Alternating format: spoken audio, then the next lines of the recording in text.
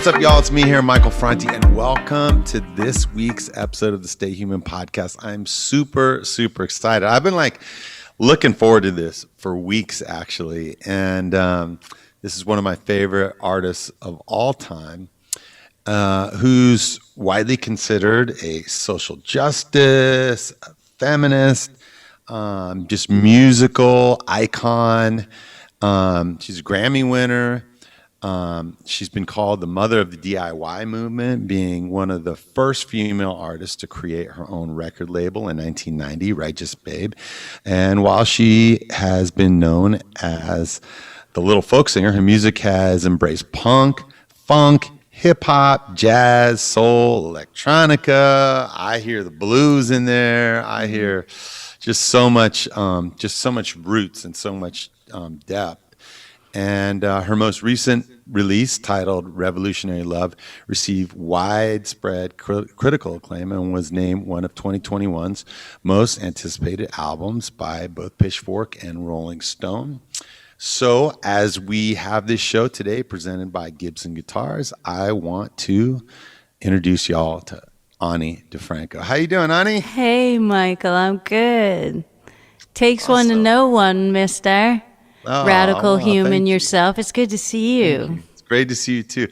I love all your hair, by the way. Oh yeah, it's sprouting out. I shaved it again like a few months ago, and now I'm in the chia pet phase. Well, It looks really cute. It looks really good. I like it a lot. Cool.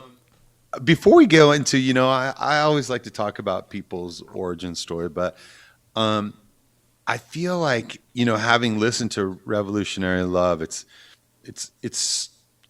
really does what a lot of your records do, which is really tell like deep, emotional, personal things, but also that could be, you could equally hear it as a statement about the world and what's going on. And I try to do the same thing in my music. Sometimes I hit it on the head, sometimes I miss completely, but it is something that I try to do. And we've just gone through, and we're still in really, but we've gone through a really, really painful time in our country, our society, our politics, and I just want to know that just the title and the song "Revolutionary Love." How is that all, played out in, this song and this record?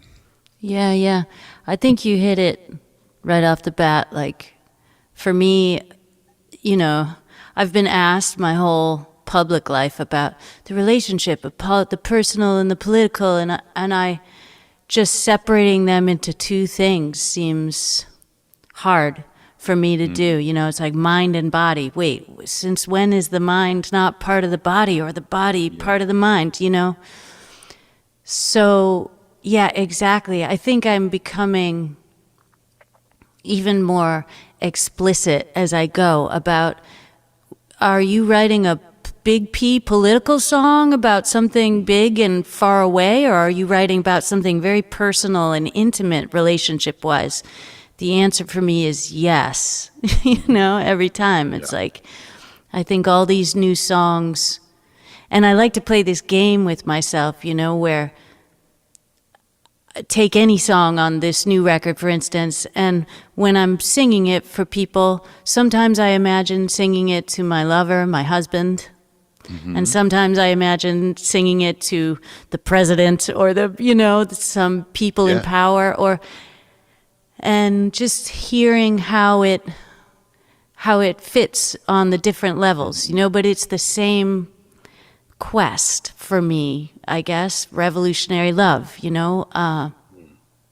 all these contexts, in all these life's trials and relationships, whether they be with the big and far away or the very near and dear, that I think is the quest I've been on in all these songs and all these albums. And it was my friend Valerie Kaur, who's another great activist, civil rights crusader and filmmaker and writer and lawyer, and she's the one who really articulated revolutionary love for me and sort of clarified it in my brain, which is sort of what I've been working with lately, like this more lucid idea of of what it is, and where I'm pointed at in my work, and so that's sort of come through on this new record. But yeah, the times they don't get simpler on any level. No, not at all. And one of the things that's happened in my love is, and as I look at the way that I love the world, like actively I'm out there trying to, inspire change and be critical, but at the same time be compassionate and empathetic. And during the pandemic, it's been like we've all had to look inside of ourselves and say, how am I showing up for this larger P effort, like you said, but also the personal effort and my personal P with my relationship with my wife, things that I do that are really constructive to that relationship, and then there's certain things I do that are completely antithetical to making the relationship work, and then there's some days when I feel like, man, okay, I got that right, but on this other hand, I completely failed, and like, how do I fix this, or how do I learn from this, and how do I get up and move on from it, and I think that the stage is simultaneously for me like a place of truth, and it's also a place to run away and be this other almost like character at times. And in my relationship, I don't really get to have that. It's like you only get to be you because my wife can see through the bullshit, Yeah. And so that's where that revolutionary love comes in, of just being like really truthful, really honest, and sometimes that's really painful and raw, both for myself and for my wife. Yeah. I hear what you're saying about the stage being the place of truth and also the place of running from truth. Like, I can so relate, and I feel like for me personally, this pandemic has been a huge blessing, I mean, number one, because I'm a parent, and all I've ever wanted, my oldest is 14, and, just to be able, just permission to be home with them, it's like just a miracle for me. But also, yeah, you probably know all too well, like, you can stay out there and you can stay on stage and you can stay working on that side of your truth and your being and your manifesting, and let your personal relationships and your personal sphere lag behind all of that. Like, you're always about to go again and do more work and crusade in the world and try to make something better out there, and that's good, but you do that so much, and you can turn around and your house is in total disarray. And so for me, it's been like really amazing to just be home for a year plus, and I think my relationship has gotten stronger every day. And yeah, really having being forced to stay in it, and there's no escape now from the home relationship and the all of that, the family, and it's been really great because I've needed to do this work and get in it and stay in it for a while. Yeah. I feel the same way, and Sarah and I are closer than we've ever been before. And we've had the biggest fights that we've ever had before Yeah, at the same time. Yeah. But we've got through it, and we've both committed ourselves to getting through it and having this time to be with my son. My biological father, actually just passed away 6 weeks ago. So during the same time, it's like being with this 2.5-year-old son and being with this emotions of my father dying. Yeah. He had COVID for a couple months. And then he also, he wasn't there for me my whole life. I only met him a handful of times. And so there's just like a lot of mixed emotion. how is the way that you were brought up and the way that you were raised played out in your life today? Or maybe just talk a little bit about how you were raised and where you were brought up, what your folks or family was like. Yeah. I mean, my parents were really pretty awake. I was blessed. They were both, I mean, they were old school. They're kind of older. Like my mom is pushing 90 right now. My dad is passed, but even for being old school, and in my dad's case, old world Italian, they were forward thinkers, they were progressive voters, they were active community members, like they recognized, I think both being immigrants to America too, they brought that consciousness of like, this is great shit and I'm grateful for it and I'm happy to pay taxes. Look at what you get. And, there was not that kind of disdain and taking for granted that, so many of us who are born in America can arrive at pretty quickly. So they were in awe of America and they taught me that and, what it means and what you have to do to keep it alive, So I think I learned I didn't have to do much work to, become conscious of myself as a citizen, So, yeah. And, and then on the downside, my family was kind of unhappy. Their relationship was fraught.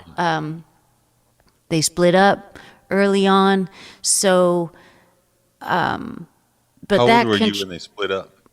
I was like 9. And then I was living with my dad for a little bit, and then I moved in with my mom when I was 11, and then she moved out of state. She followed a job to Connecticut, and I just wanted to stay in Buffalo. I was already starting to play guitar and do some gigs. I was playing in bars long before I was of age, and I was sort of passing in the adult world as a teenager. And so I had a thing. I thought you said I was passing in the adult world at age 9. Yeah, well, you know what? Okay, I got served at age 11 in a bar. So that's how that was playing out.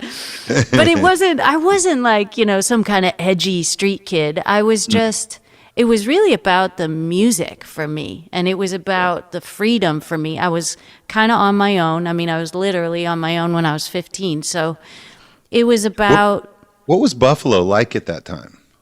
Pretty burnout.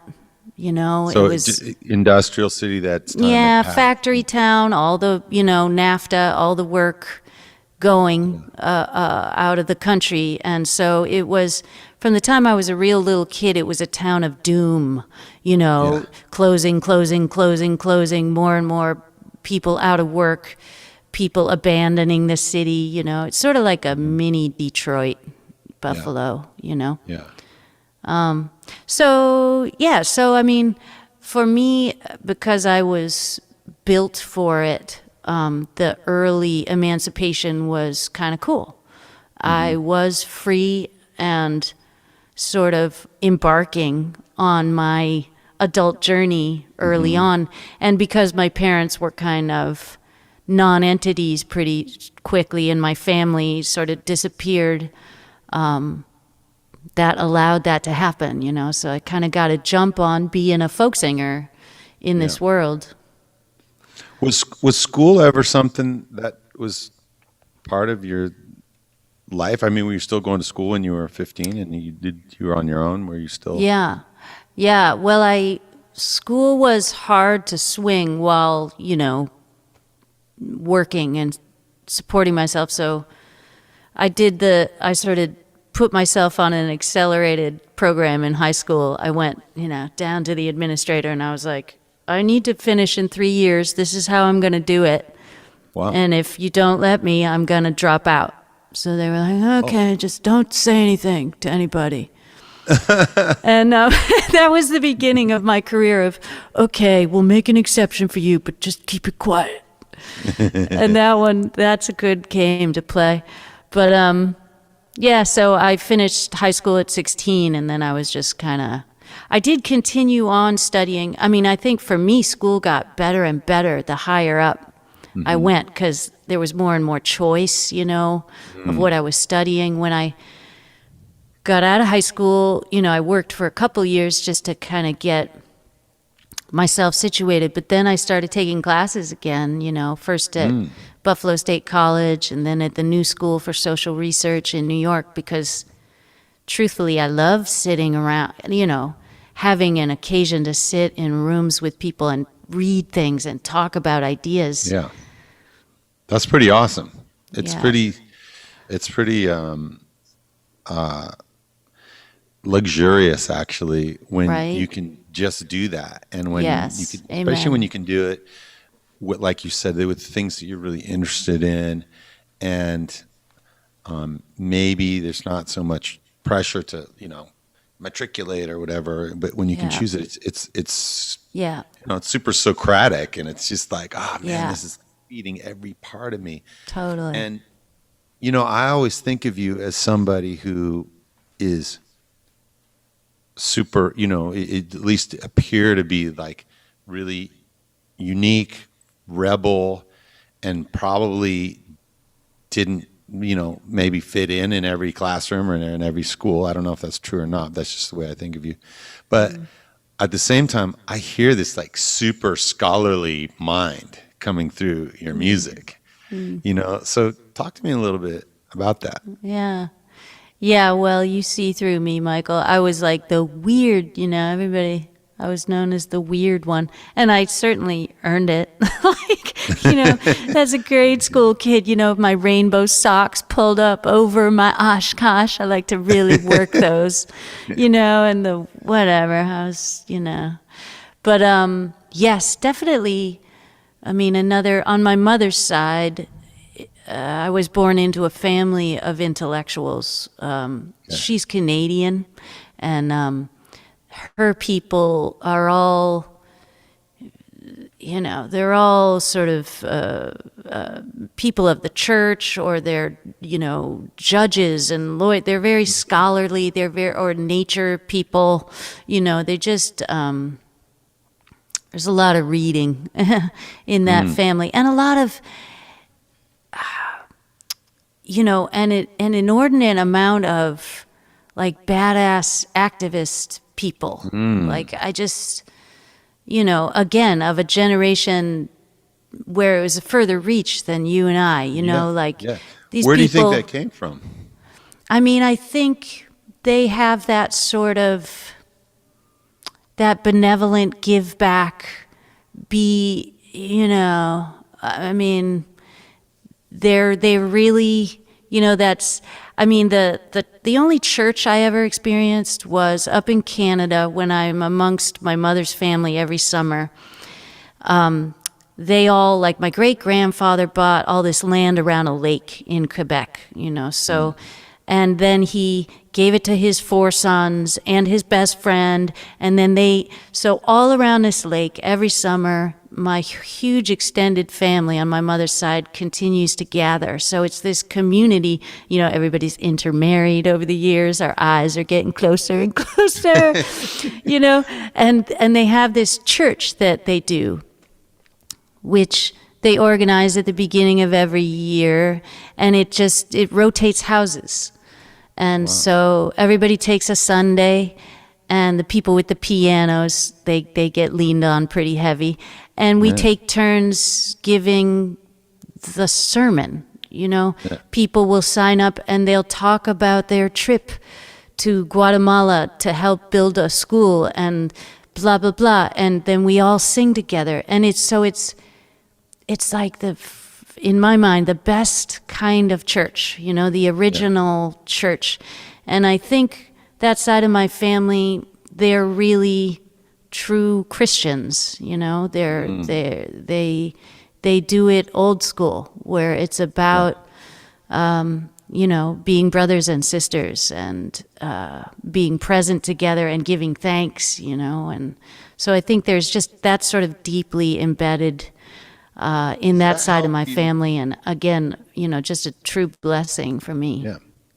Does that background and that experience and just knowing that you have that army with you, does that help you to navigate this time when you have Christians that aren't that way? Or does it make you feel even more distant from people who aren't that way? I think it helps, I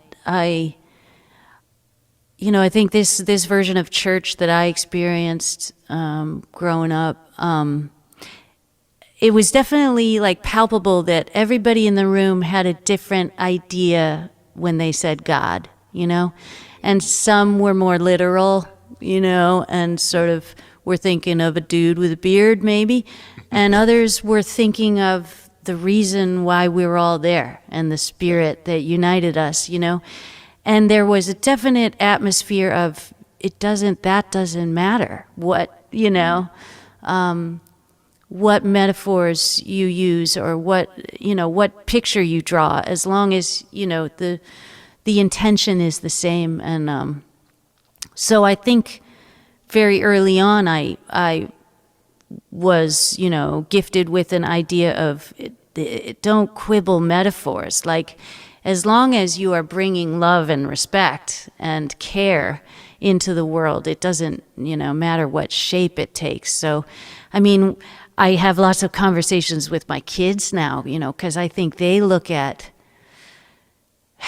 Christians, and Christianity as like the ultimate hypocrisy, right? And the ultimate lie, or something. And they're my kids, right?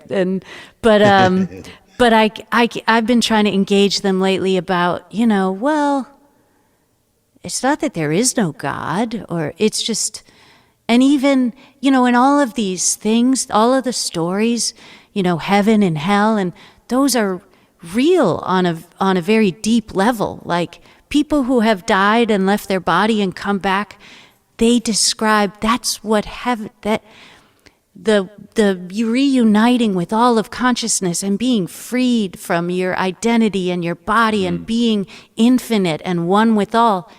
That's what I think heaven is. I think that's what people are talking about. So none of these things are lies, It only becomes a lie when you start twisting it to do wrong, It's all based in something real and good. So I think I was, learned to kind of do that dance early on of interpreting, other people's ways of doing it. Yeah. When did you first fall in love with music? Or when do you recall picking up an instrument? Was that part of your childhood? Were there instruments in your house, or?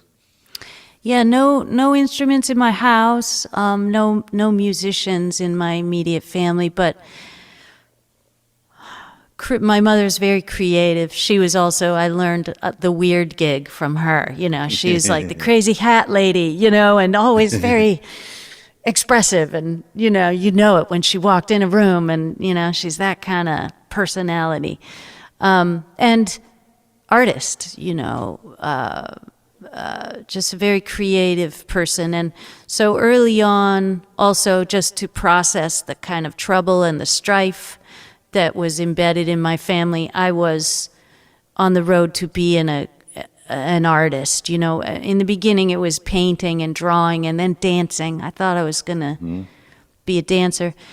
And then, I don't know, at about nine, I had the idea of getting a guitar, and that was a new object in our house, but they humored me and they got me a little guitar, and then that just became... Where did that come from? Like, where did you get that idea? Did you think it was cool to see, you saw a rock star with a guitar, or did you think like, I really like the sound of that. I wonder if I could do that. I don't remember, Michael. I don't remember why I wanted that guitar. I'm pretty sure it was not about a rock star, because my brother got a guitar as a kid too, to try to work out his shit, and he was definitely in front of the mirror practicing being Jimmy Page Yeah. And I was like, get the mirrors away. I just want to like see what this against this feels like. Ooh, what about this against that? so for me, it was very, it was a very deeply personal, I was not relating myself to the world. In fact, I needed the world to go away. I would go hide with my guitar for a lot of years and just work through my feelings. But yeah, I don't even remember where the idea came from originally. But as soon as I got that guitar, it was like, oh, this is a good tool. Wow. Did you start writing songs right away? Not right away. I mean, I played from 9 to 14. I wrote my first little angsty tweener song. That's when but I was already, I met actually a folk singer in Buffalo, my friend whose name is Michael as well, Michael Meldrum. He showed me what that was, to be a troubadour, to sort of walk through the world with your guitar and as your calling card, your passport to places, and to write songs about what was happening, and that being your currency. That you could sort of exchange a song for a drink or a smile, a friend. So yeah, that of all the other artistic pursuits that I explored as a kid, I don't know, there was something about the music thing that was just, there was a spark there. It's like dancing was done over there, for each other in my, the way I was experiencing it. And art was something you did in your room alone. And music was like a key, it was like a key to the kingdom, to the world. It was like this instant connection between you and whoever you were facing. And so that was just naturally the thing to follow. Yeah, I fell in love with music for the same reason. It's just the immediacy of it, I'm a filmmaker as well, and I'll spend years on a film, and it's a very collaborative process. There's all these many other minds that are going into it, and different technical people and stuff. And even though it might be my story or whatever, it's like you're putting all these things together, and then you finally get it all done, and you go show it to somebody, and they watch it one time, and then even if they just absolutely loved it, like they may never watch it again their whole life. They're like, I got it. I loved it. It was great, and there's a million other movies I need to go see, Yeah, And wow. the thing is about being a songwriter and being a singer is like I can write a song right now, and I can play it for Sarah and Taj, tomorrow morning, or I can go play it on stage, or I can go, in front of thousands of people at a festival, or I can go on the street corner and stand there and just, see how it touches somebody immediately, and especially when you're somebody who writes songs from your heart about things that are either breaking your heart or making your heart sore, like to feel that connection right away. It made me feel this sense of completeness with humanity. Like, man, at least there's like one other person in the world who feels the way I do about this thing, and I don't feel so alone anymore. Totally. And that's like why I started in music, and just that idea of like, oh man, we're gonna get into a van, or we're gonna drive to the next town, and we're gonna meet 20 more people who feel the same way we do, and then we're gonna go meet 20 more in Salt Lake City, and 20 more in Denver, 20, and that thing just like it fed me so much. Talk to me about that for you, about just what does music give you, and when you started to get out on the road, and what was that like for you? Man, it was so healing, just like exactly like what you're describing. It's just so healing to connect myself with people like that, and I always think of the ultimate experience. So you're sitting in Bali, so behind that curtain is every shade of green.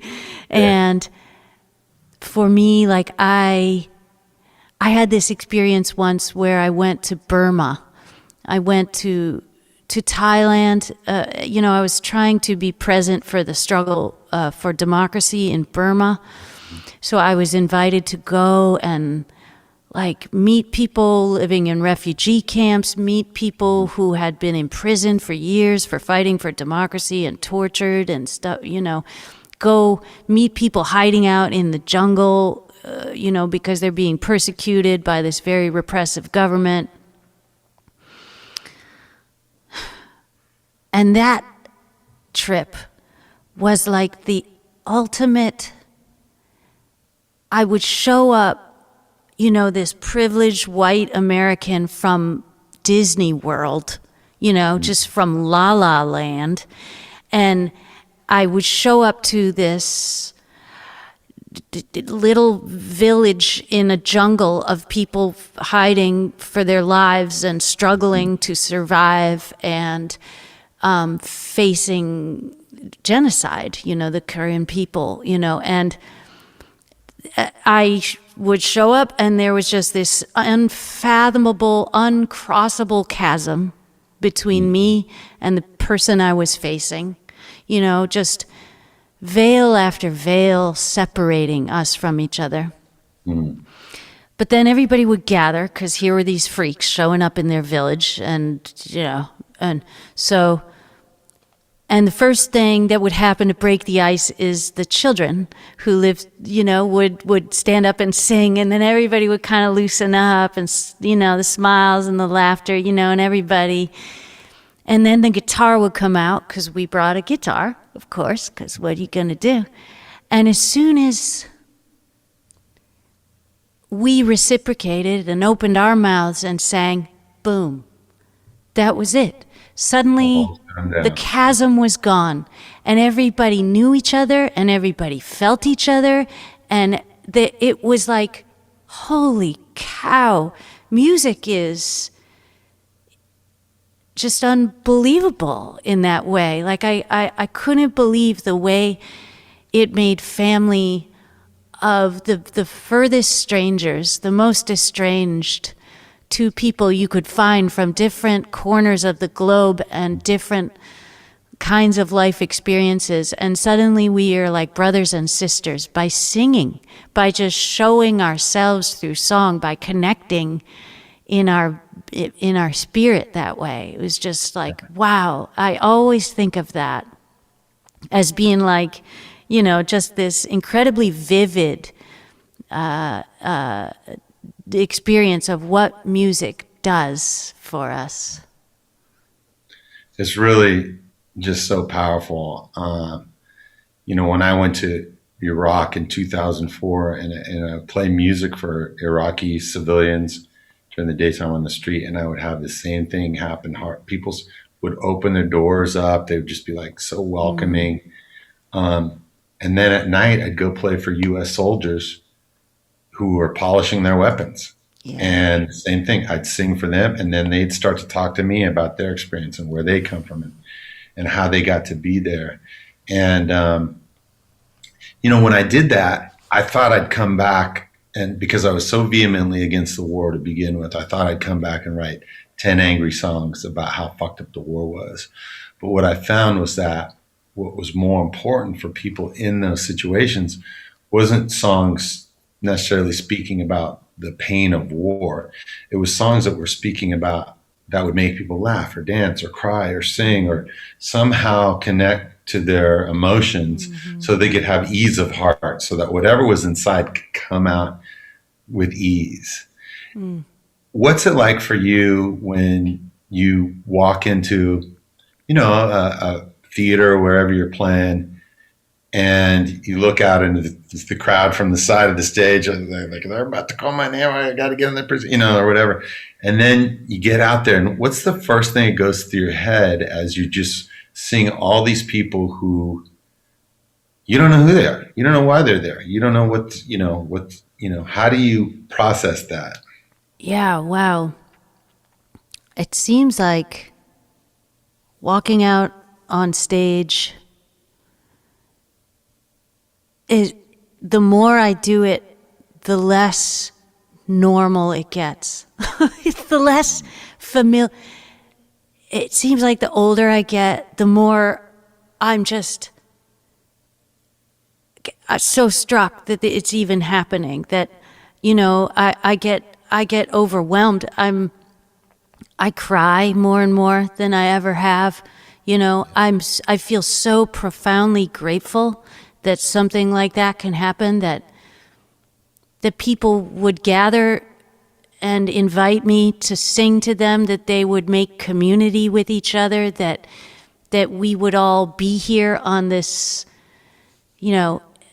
signing up to experience something together and each other. And I just feel like it seems more and more profound and unusual with every year that I spend in it. Yeah, I don't know. And then it was all taken away. Yeah. And then, Yeah. It seems especially like, profound and unusual. We don't get to do this anymore.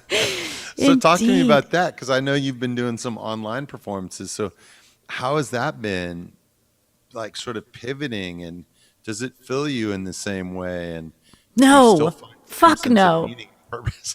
God, it's the antithesis. It's the antithesis. I mean, I'm trying to get good head about it and just be like, okay, it's not an exchange, it's a gift.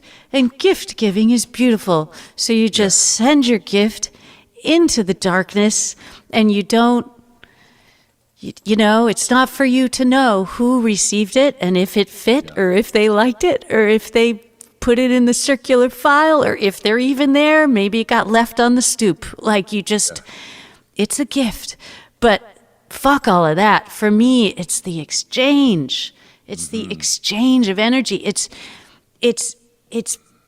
feeling it go out and roll back like a snowball down a hill. It goes out just the size of your mouth, and it comes back the size of the room. People put them, like, the feeling of that energy washing back. I mean, I'm talking to the choir here,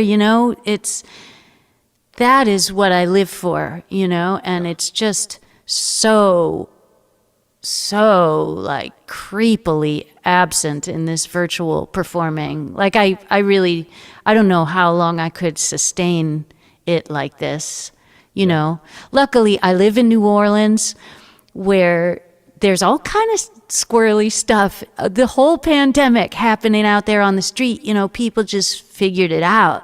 Like horn players, they just go stand on their balcony, and people just go sit on the street below, with a beer in a bag or a mug, and, socially distance, experience music. And there's been a lot of playing, gathering in different and sort of thoughtful ways, but people, the music in New Orleans cannot be stopped,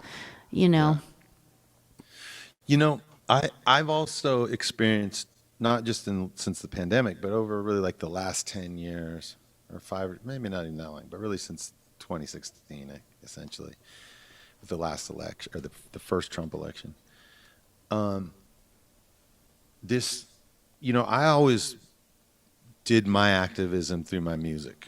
And I was always like, if I'm called to show up at an event, be it a protest or a fundraiser or something that's just trying to highlight a situation that's going on, I'm there as much as I can be. And I've found it to be very challenging to shift that onto doing it online and doing it through Twitter or Instagram. I don't even fuck with Twitter at all. I don't even look at Facebook at all. I do my Instagram stuff, but the other two formats, I have just had a really hard time getting my head around. And part of it is there's through music, it's like what you said, there's that golden key. It's like you make music, you make people dance, you make people happy, they become open-hearted, they're more willing to listen to ideas that maybe they don't agree with immediately, they take it in, they're not necessarily going to yell right back at you, even if they disagree with you. But online, man, it's like, fuck it. Everybody's got a mask on and everybody's got a weapon and everybody is just coming after each other. And I don't really like that environment. Yeah. And it's painful for me to even witness it as a bystander, let alone as a participant. And so, and then at the same time I go, well, man, maybe I need to be doing more. Maybe that, like, as an activist, I need to be doing more online, and that's where everybody's doing it today. So maybe I need to plug into that more. Then I step back again and I go, but you know what? Like, just me and my guitar, we're pretty good at it. Like, we're pretty good at doing it through that. So maybe I don't have to feel like I've got to do this. So there's just all this, like, in my head. Yeah. How's that been for you? I think I'm in the same place you are. You know, it's like, oh, I gotta go into the screen. That's where that's where people live. They live in a screen, and you gotta go in there with them. But I feel like you, like this very deep, no, It's funny, like when you describe coming back from Iraq and what you thought you were going to do, write angry songs about the horror of war, and and instead your instinct was to make people laugh and dance. And I was hearing your personal journey as a microcosm of that's New Orleans. That's New Orleans right there. It's like, what do we do with the hugest, endless suffering and oppression and the deepest pains that humanity can feel? We dance. We're gonna dance. We are gonna party. We are gonna transcend it. That's the most healing and empowering thing. And revolutionary. Revolutionary. Seriously, reconnecting yourself with your spirit and connecting it with the spirits around you. Way to fucking transcend the soul-sucking oppression of history, right? You know, and I think that is exactly right. That's why I love living in New Orleans and seeing how they skin the cat of a pandemic. You know, I think there's a deep knowledge here that it's not going to be found in any of those other ways, and the screens, and it's actually, we still got to go out there on the half-empty streets in the sweaty, boggy quiet and find each other, and we got to make each other laugh, and we got to, dance, and that is how you get through a pandemic, and I think I'm totally with you in, I'm just trying to do as much work around for this current circumstance, because it's that connection, it's that connecting of spirit and spirit that we do with music, that is music, and playing into your laptop.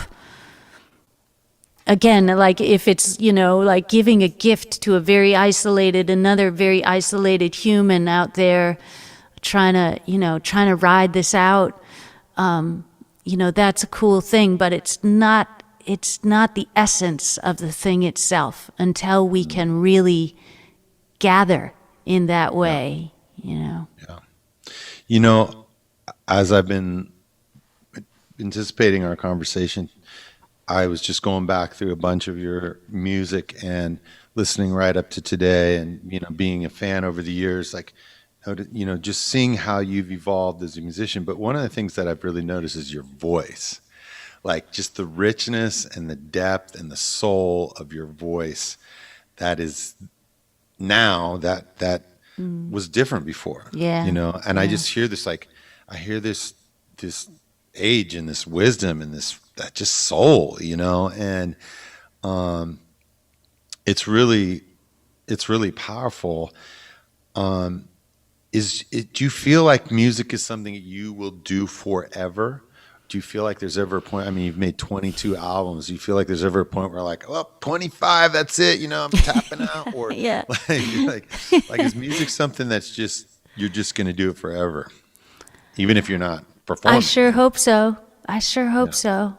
That is my biggest hope, And my heroes, it's like Pete Seeger, Utah Phillips, in my folky folk world, or, it's funny as you were talking about. Hooker. Yeah, I mean, and then, you're talking about the sort of evolution of my voice. And I was thinking, well, my life's goal was always to grow up to be Mavis Staples. And I couldn't have started further from the mark, right? A little squeaky white girl from Buffalo, just like, oh. But I just hit menopause, so I feel like I'm gonna make some ground now. I'm gonna make some ground. I keep waiting for that thing to click in that people tell me, like, that's when women stop messing around, So, I'm like, I'm hoping, but, Mavis, there's another one. What's she doing now? Making music, slaying people, showing up,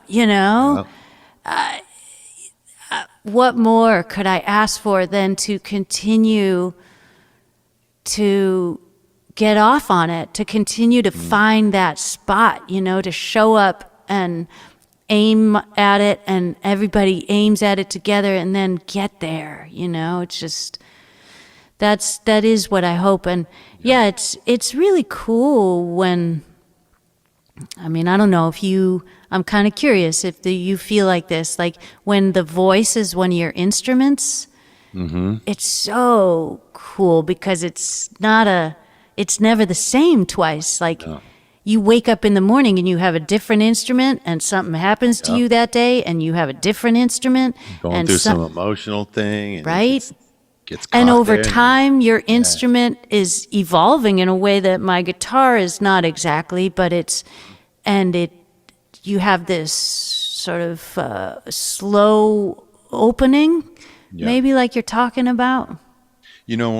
People used to say to me, like when I was younger and just starting out, they say, you're working really hard at this. Is your goal to like get rich and retire? And my goal was always to work hard at it, so I didn't have to retire, so I could be like, Mick Jagger and be 78 or whatever and prancing around the city. Like, that was always my dream. And my heroes were always like people like John Lee Hooker, who just to have that like class and that dignity and that sort of like be the Nelson Mandela of music. That's what I always considered John Lee Hooker to be, and yet at the same time, being a musician, it takes you away, or takes me away from people I love for months at a time. And that's a really hard trade-off.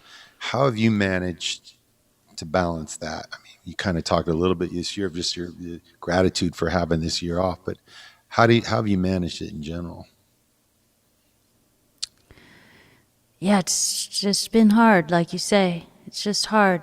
There's a sacrifice, And I don't know, as you were speaking, I was picturing like, like if you don't find love or commitment in your life, and you're 40, or maybe you're 50, or maybe and you think, well, you take on circumstance as identity, I guess is what I was trying to get at. Like, you think, well, I'm not capable of a relationship, or I'm not, because it didn't happen yet, or it didn't. And so you assume things about yourself based upon, and I feel like that has happened my whole life with this music thing, and say with my marriage, I have a couple of kids, and it's very hard on my partner to hold down the fort, to be alone, to have me coming and going. It's very hard on my kids.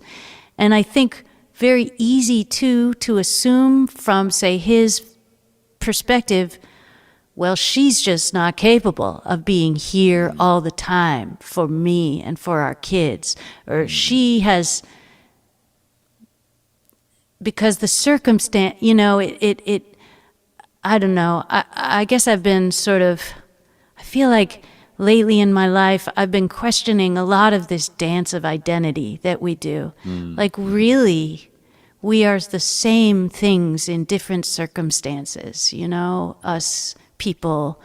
And so I think this pandemic, again, it's been like this blessing where I get to see myself in a different context, and my partner gets to see, oh, now that she actually, isn't in the position of supporting this family in the only way that, and in a way that also makes her fully manifesting in this world. Oh, she can show up every day for me and for the kid. Oh, so maybe, I feel like I've been given a chance to show that I'm not my circumstance, that, the blessing and the curse of being a touring musician, like, I'm not, the curse is not me. It's just, that is, and it's not that that's okay with me, or I don't care about that, or I don't feel that as deeply as you do, or as deeply as my kid does. It's just to abandon music, to abandon my life's work. I'm not sure that's possible. So this is the conflict that I myself must incorporate. It's like this is the pain that I'm learning to live with. And if I walk out of the door with a smile on my face and I say, I'll see you in a couple weeks, it's because that's the only way I know how to do it. But it's not that I care less or something, So I just feel like I think when you're trying to do anything in this world, there's a price to be paid, Everybody who's trying to do something knows that, and they can do that math in their own, for themselves. Like, so I think, just trying to strike that balance between what you have coming in and what you have to pay out, to be you in this world. We're all trying to do that in our own way. Yeah. It's really one of the great challenges of being a musician or being any kind of an artist. And for, most of the artists that I know, or most of the ones that I'm close to, I should say, it was always like trying to fill some hole that was missing, and, for me, it was like being this adopted kid and growing up in an alcoholic family and never really feeling like I fit in my home or my school or my neighborhood. And then, I moved to San Francisco, and it's like here I am in the land of misfit toys, and everybody who's got a button for an eye and is, got a torn arm that's been stitched up, like we all feel good, like we're all here together, just being weird, and it's great, And then at a certain point, it all starts to. All that pain starts to emerge and shows up in the relationships. And this year, like what you described, it was a really great year for me too, because all these things did start to emerge, and I really had to show up for my partner in a different way. And then also my father dying, and me being home with this 2.5-year-old son, and just learning to show up for him in ways that my dad never could.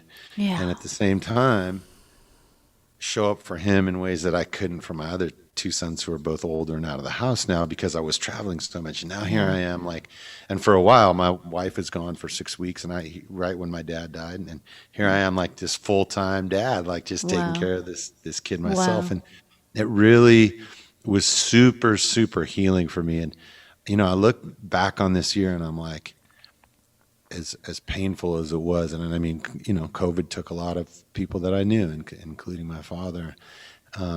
But this year was incredibly revealing. Yeah. And people say, like, was it a painful year, a stressful year, a hard year, a challenging year? And I think the word that describes it best for me is that it was an important year. Yeah. It was all those things, and it was all really important that it happened. I just want to, I close every show with the same question, and it kind of comes from all this, what I was just describing, but what does it mean to you to be human, and how do you stay human?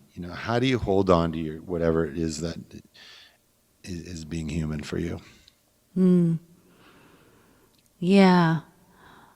Yeah. I mean, I don't know. I guess I was just thinking maybe what it means to be human is to be more than human, to be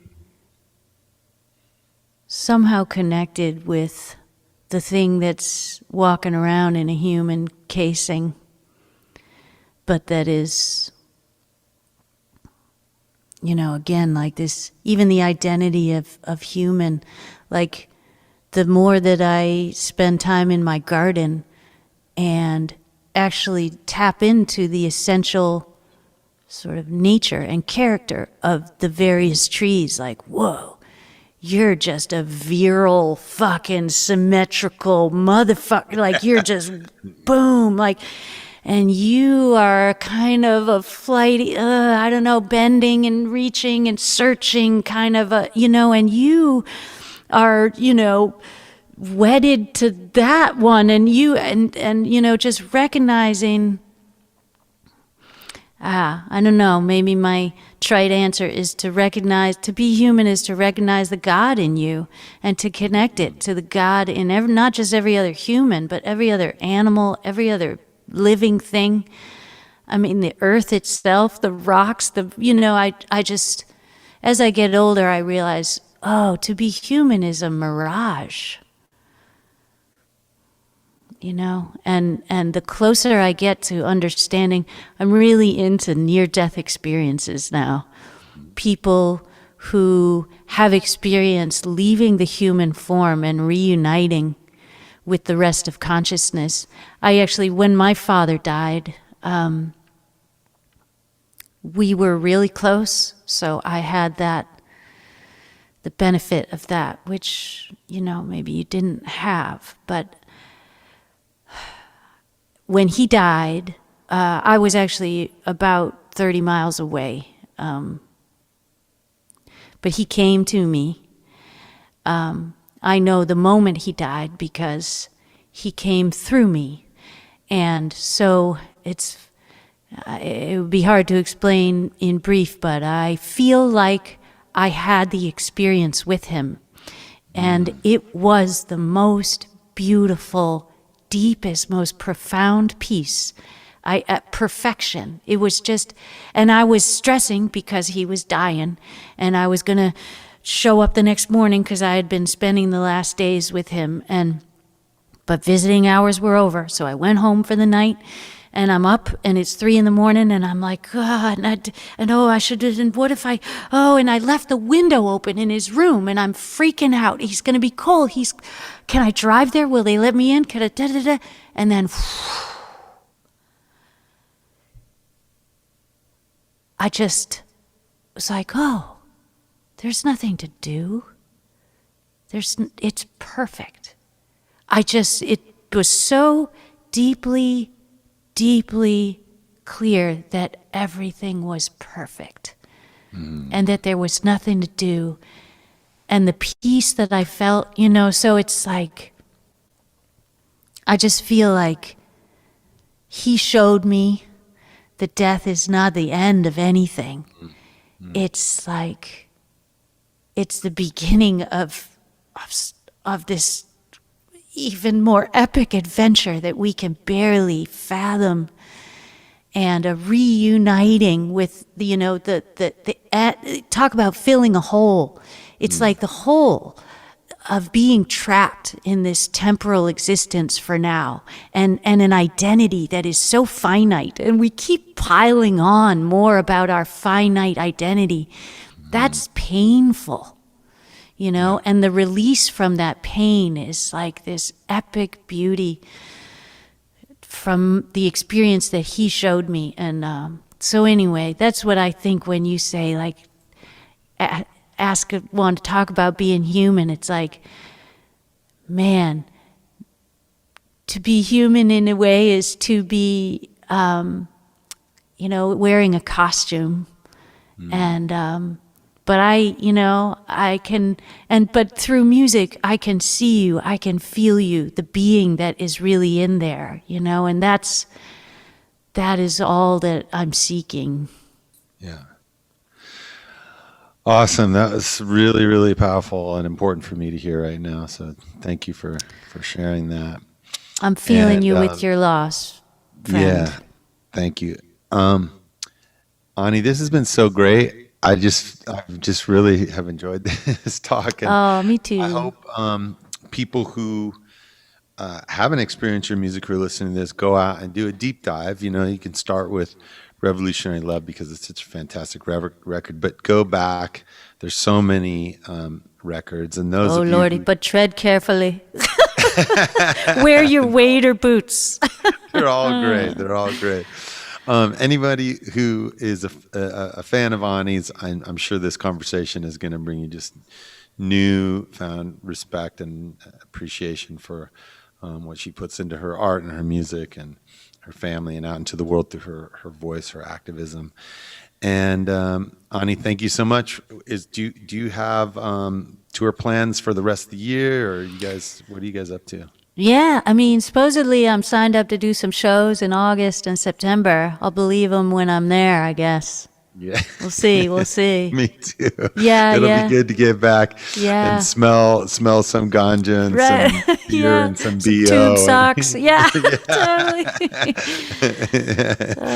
All right. Thank you for All being right. on this week's episode of the Stay Human podcast, everybody. And we want to thank Gibson Guitars, as always, for sponsoring the show. Woohoo. And Ani, how can folks get a hold of you, or what's the best way for them to keep up with your? I mean, yeah, probably righteousbabe.com or something like Right. that. Yeah, I don't know. All them You'll just digital find. gobbledygook. I'm out there somehow. But yeah, All boy, right. I look forward to being out there in person and running into you again. No doubt. All right. Thank you, Ani. All right. You too.